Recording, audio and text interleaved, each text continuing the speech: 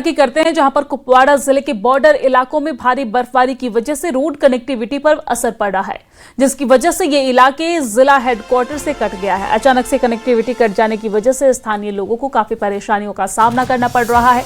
उन्हें अपनी रोजाना की जरूरतें पूरी करने के लिए बेसिक सुविधाओं तक पहुंचने में मुश्किलों का सामना करना पड़ रहा है।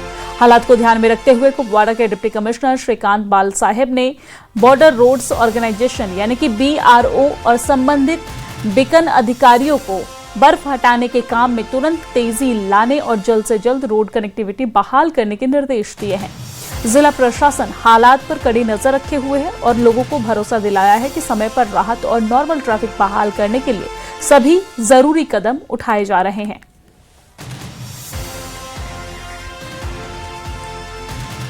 वही R&B डिवीजन कंगन ने सोमवार को सोनमर्ग लिंक रोड पर ट्रैफिक की आवाजाही को सुचारू बनाने के लिए बड़े पैमाने पर बर्फ हटाने का काम किया है। अधिकारियों ने बताया है कि सोनमर्ग में बर्फ हटाने का काम अभी भी जारी है।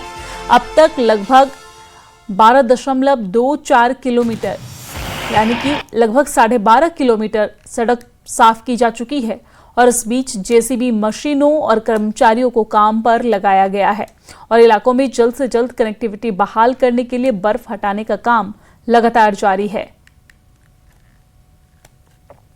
तस्वीरों में भी देख रहे हैं, सोनमर्ग से ये तस्वीर है जहां पर बर्फ हटाने का काम जारी है।